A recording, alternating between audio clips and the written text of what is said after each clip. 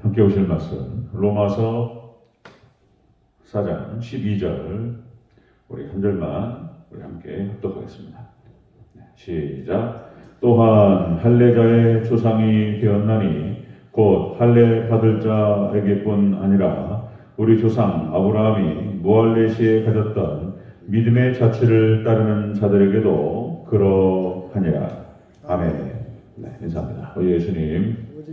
예수님의 영향 평강이 넘치시기를 축원합니다. 아멘. 오늘 함께 읽으신 로마서 4장 12절 말씀. 오늘 본문을 토대로 아브라함의 할례 의미라는 제목으로 말씀 듣겠습니다. 아브라함의 할례 의미. 우리가 지난 시간에 아브라함의 할례와 이방인의 관계 그랬죠? 그런 제목으로 말씀을 나눴는데요. 아브라함의 할례와 이방인의 어떤 관계를 갖고 있는가? 자, 첫 번째로 아브라함의 할례는 믿음의 원인이 아니었고 결과였다. 이미 믿은 다음에 믿음으로 하나님께 의롭다함을 받은 다음에 받은 것이 할례다. 할례에 무슨 선한 것이 있어서 사람을 의롭게 하는 것이 아니다. 이런 얘기를 계속 지금 사도 바울이 논리를 펴나가고 있습니다. 자, 아브라함의 할례와 이방인은 어떤 관계가 있는가? 두 번째로 아브라함은 그렇게 해서 할례 받지 않은 이방인들의 조상이 되었다. 아브라함은 할례자의 조상이기도 하지만 할례 받지 않은 자들, 할례 받지 않은 상태에서 믿음으로 의롭다 하심을 받은 자들의 조상도 된다. 오늘 본문도 나옵니다. 자, 그 다음에 아브라함의 할례와 이방인의 관계. 세 번째, 그렇게 해서 할례 받지 않은 이방인들도 아브라함처럼 믿음으로 구원을 받게 된다. 이 얘기를 지금 하고 있었던 것입니다. 자, 아브라함은 그렇게 할례 받기 전에 이미 하나님께 믿음으로 의롭다 하심을 받았다는 것입니다. 그런데 하나님께서 아브라함에게 할례를 명하셨다. 이미 의롭다함을 받았고 이미 이제 믿음으로 구원을 받는 사람인데 하나님께서 아브라함에게 할례를 명하셨고 그의 후손들에게도 똑같이 할례를 명하셨다는 것입니다. 자, 그렇다면 왜 이미 의롭게 된 아브라함에게 할례를 명하셨는가? 그 이유가 무엇인가? 먼저 답부터 말씀을 드리면 거듭났다라고 하는 이미 거듭난 백성이라고 하는 것을 이미 표시를 하셨다. 표시하시기 위한 것이다. 거듭난 백성이라고 하는 사실 구별하시기 위해서 하나님께서 몸에 표시하셨다. 참 놀랍습니다. 이 8일 만에 할례를 받는다라고 하는 것. 그러니까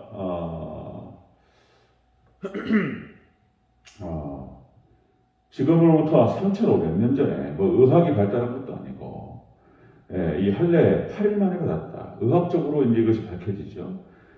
아이가 태어난 지 8일째에 몸에서 그 면역력과 그리고 8일째에 그 상처가 그 아무는 그 속도가 가장 왕성할 때가 8일째랍니다. 8일째.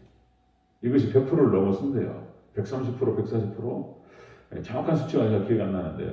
8일째 가장 좋다는 거예요.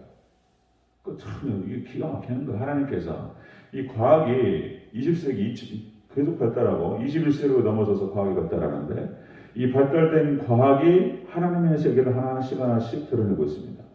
과학은. 그래서 이 성경과 과학은 짝이었죠. 자, 여러분들 자 한번 자세히 보겠습니다. 아브라함의 할례의 의미가 무엇이냐? 할례의 의미. 자, 본문의 표현대로 살펴보도록 하겠습니다. 아브라함의 할례의 의미. 첫 번째, 아브라함은 할례자의 조상이 되었다. 할례. 자, 우리 12절 초반부를 같이 읽겠습니다. 시작. 또한 할례자의 조상이 되었나니. 아멘. 아브라함은 할례자의 조상이 되었다. 할례를 받아보면서 자, 택한 받은 사람, 선민이라고 하는 것을 표시하셨다. 택한 받은 백성이라고 하는 것을 표시하셨다. 아브라함에게. 그렇게 해서 모든 택한 받은 백성의 아브라함의 조상이 된다라고 하는 것입니다. 여기서 이제 조상이라고 하는 것은 원어 뜻이 부치, 아버지, 그 다음에 조상, 부모 그런 뜻을 갖고 있습니다. 자, 아브라함은 택한 받은 자들, 선민의 조상이 되어서 유대인들의 조상이 되었다라고 하는 것입니다. 자, 아브라함이 이삭을 낳고 이삭이 야곱을 낳고 야곱이 12아들을 낳았다. 자, 그 중에서 장자권이 유다로 내려간다. 그래서 결국엔 그 유다가 북이스라엘과 남유다로 나눠졌을 때에도 자기 장자권을 지켜요. 덜 늦게 망해요. 더 늦게 망해요. 그래서 유대인이라는 표현을 쓰는 것입니다. 이스라엘 백성들 유대인이라는 표현을 쓰는 것인데, 자 어쨌든 간에 이들은 하나님의 은혜로 하나님 백성 된 것인 줄로 믿습니다. 은혜로 된 것이지 뭘 잘해서 된 것이 아니었어요. 아브라함이 잘 믿었고 끝까지 믿음으로 하나님을 쫓았다는 것입니다. 그래서 하나님께서 그를 의로 여기셨고 그의 자손들을 하나님께서 은혜로 복을 주신다라고 하는 것이죠. 자, 신명기 29장 13절 말씀에 이렇게 기록되죠.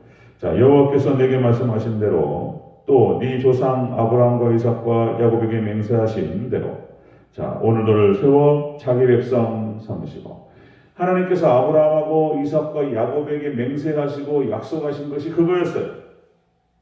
그래 조상에게 맹세하신 대로 약속하신 대로 너를 삼는다는 거예요. 선민으로. 그 표현이 신명기 29장에 나옵니다. 그뿐만 아니라 그 근거가 이제 모세오경에 자주 출연하죠. 너를 세워 자기 백성으로 삼으시겠다는 거예요. 이스라엘 백성들, 유다 백성들을 자기 백성으로 삼으신 이유가 바로 아브라함과 이삭과 야곱에게 약속하신 거예요. 처음에 아브라함에게 약속하신 것을 다시 이삭에게 확인하시고 그리고 야곱에게 확인하셨던 거예요. 아브라함. 자 이렇게 해서 이스라엘 백성들을 세워서 자기 백성 삼으신 이유는 이스라엘 백성들의 어떤 행위 때문이 아니었어요. 이스라엘 백성들의 행위를 보면 절대로 선민될 사람들이 아니에요. 우리가 출애굽기, 민수기, 이제 레위기 살펴보지만 절대로 하나님 백성 될 수 있는 사람이 아닙니다. 하나님의 은혜로 된 줄로 믿습니다. 이스라엘 백성들이 하나님 백성 된 것은 약속 때문인 거예요. 약속, 은혜로. 여러분들 언약과 은혜로 선민되었다는 것입니다. 자, 그런 다음에 할례를 통해서 하나님 백성 되었다라고 하는 것을 표시하셨던 거예요. 표시하셨다. 그래서 이방인과 이렇게 구분하셨다는 것을 볼 수 있습니다. 아브라함의 할례의 의미는 자, 택함 받은 백성의 조상으로 삼기 위해서 할례를 명하셨다. 자, 두 번째 보겠습니다. 아브라함의 할례의 의미 두 번째로 자, 무할례 시에 가졌던 믿음의 자체를 따르는 자들에게도 조상으로 삼으시는 거예요. 조상. 무할례 시에 할례 받은 다음에 그 다음에 믿음의 자체를 따르는 자들에게도 조상으로 삼으셨다. 말이 어려워요. 이게 강화체라고 해가지고 법정적인 용어고 뭐 이러니까. 자, 우리 12절 다시 한번 읽겠습니다. 전체적으로 12절 전체적으로 읽습니다. 시작. 또한 할례자의 조상이 되었나니 곧 할례 받을 자에게뿐 아니라 우리 조상 아브라함이 무할례 시에 가졌던 믿음의 자체를 따르는 자들에게도 그러하니라. 아멘. 무할례 때 할례를 받지 않았어요. 무할례 때 할례가 없는 상태에서 자 믿은 자들, 이방인들 말하는 거예요. 할례 받지 않은 상태에서 믿은 자들에게도 믿은 자들의 조상도 되는 거예요. 아브라함이. 여러분들 우리 이방인들의 조상도 되는 줄로 믿습니다. 아브라함의 믿음을 추종하는 사람들의 조상도 되는 거예요. 그 얘기가 여기 본문에 기록됩니다. 로마서 4장 12절에. 자, 그 자취, 그냥 믿음의 자취라고 했을 때 이 자취가 발걸음 그런 뜻입니다. 발자국 자취. 그래서 아브라함의 믿음의 발걸음, 아브라함의 믿음의 발자취 이런 거예요.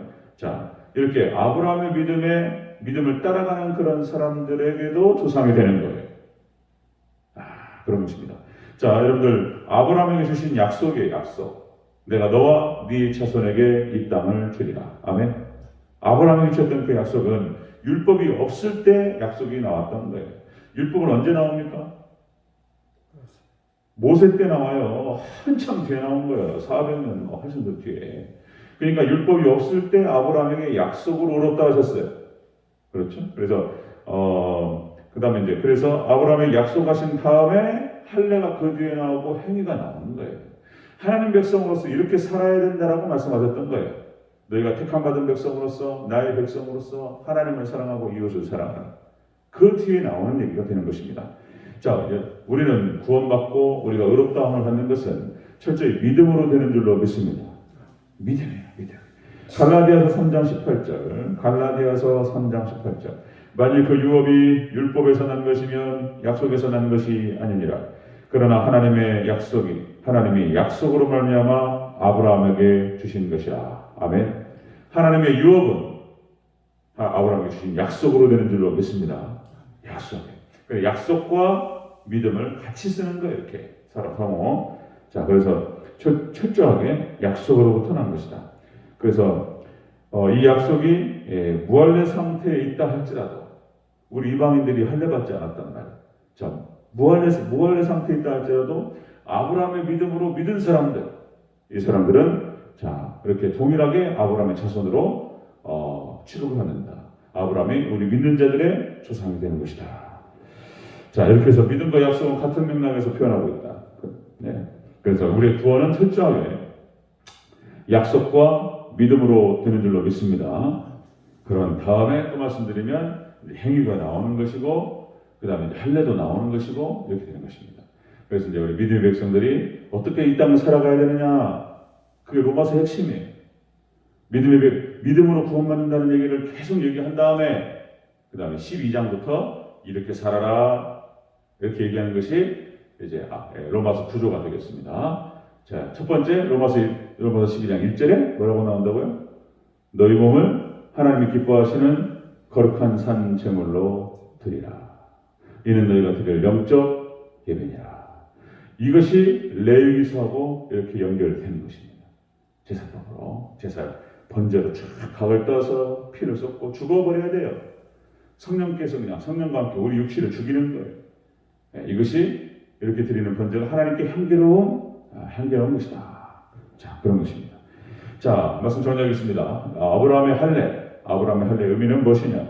자, 택함 받은 백성의 조상이 되었다라고 하는 것을 의미하는 것이고, 또한 그와 더불어서 무할례 때 믿은 자들의 조상도 되는 것입니다. 아멘. 우리의 조상된 자, 그래서 우리가 아브라함이 받았던 그 약속, 그래서 그 주인공이 바로 우리가 되는 것입니다. 아멘. 그래서 여러분들 철저하게 믿음이에요. 이렇게 저렇게 계속 얘기하는 것입니다. 우리의 구원은 오직 예수 그리스도를 믿는 믿음 안에서 받게 되는 줄로 믿습니다. 예수님만 붙드시고 딱 고정하셔야 돼요. 예수님만 붙드시고 예수님의 은혜 가운데에서 평안함을 얻으시기를 주의 이름으로 축원합니다. 아멘. 기도하겠습니다.